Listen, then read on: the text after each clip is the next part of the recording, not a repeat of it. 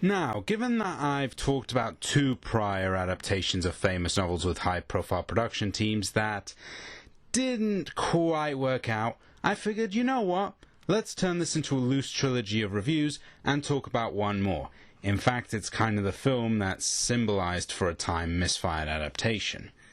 Peter Bogdanovich was one of New Hollywood's wunderkinds, producing smash hits in the 70s like The Last Picture Show, Paper Moon, and What's Up Doc, blending old film techniques, aesthetics, and ideas with more contemporary themes, pacing, and allegory.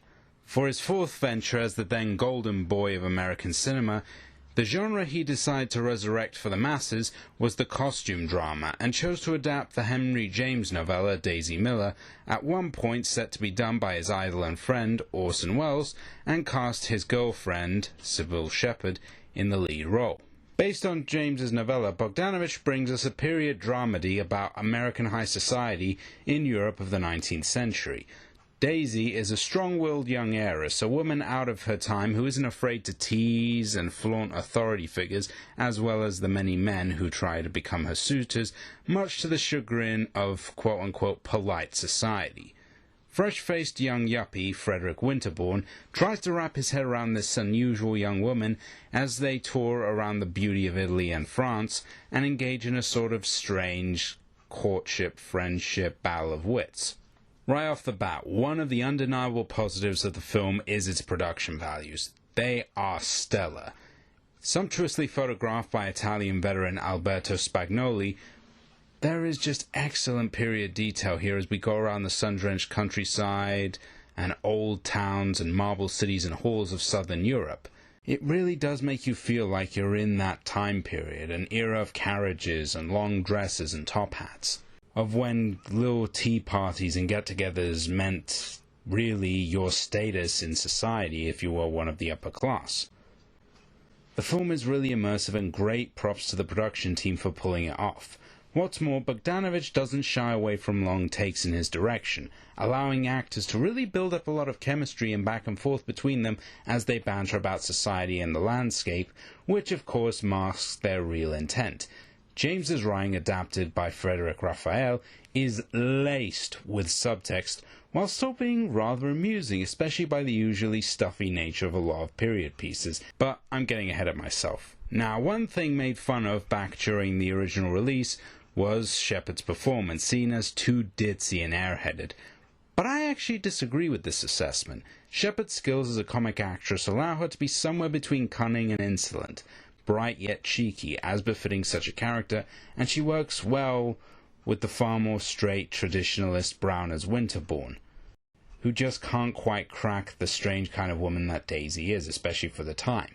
Supporting them very capably are the likes of Cloris Leachman as Daisy's doting, slightly not all there mother, Mildred Nantwick as Daisy's stern aunt, and especially the always magnificent Eileen Brennan as the prim, snobby socialite Mrs. Walker, who serves as an ideological counterpart to Daisy and does her mugging, well, superbly. It is Eileen Brennan after all, and she clearly is having a ton of fun doing it. However, what does ultimately hold back Daisy Miller is, ironically, the material itself. It just isn't terribly cinematic, beautiful as the landscape and costumes are. James's story is very heavy on dialogue and situation, as opposed to action or even a forward-moving sense of narrative and plot, making it feel more like a stage play in style than a proper screenplay. 90% of the film is characters just waxing philosophical and discussing gossip of the time, and combined with the comic slant of the material, does kind of take down any real sense of dramatic stakes, as there's not really much for our perky lead to lose other than respect from her pompous peers, which to us as an audience doesn't really mean much of anything because the film very clearly makes them, for lack of a better term, the bad guys. Bogdanovich seems to have fully embraced the cheek of Daisy more so than any sort of deeper satire of social structure, gender roles, and the pomp of 19th century America and its beliefs, which the story is very clearly leaning towards. And it's just such a shame that not more was done with it, because it does often leave the film feeling a little insubstantial in terms of theme, or bigger ideas, as you would expect given Bogdanovich's track record at the time. That being said, while it may be dramatically lacking, there's just something undeniably breezy, cheeky, and appealing, as well as refreshing, about Bogdanovich's once maligned film, much like its title character.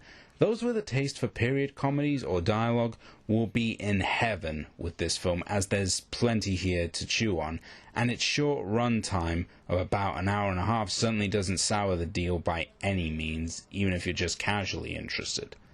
So all in all, actually, not that bad. Long before the Merchant Ivory years made frills and carriages a must for cinema, a sense of humor and the strong cast make this, honestly, really pleasant, if not particularly demanding viewing. Perhaps Daisy Miller was not absolutely demanding a film adaptation, and I certainly imagine this didn't do much to dissuade that, but what we got was honestly not a half-bad attempt, and a nice little curio from the usually more aggressive avant-garde American cinema of the 1970s.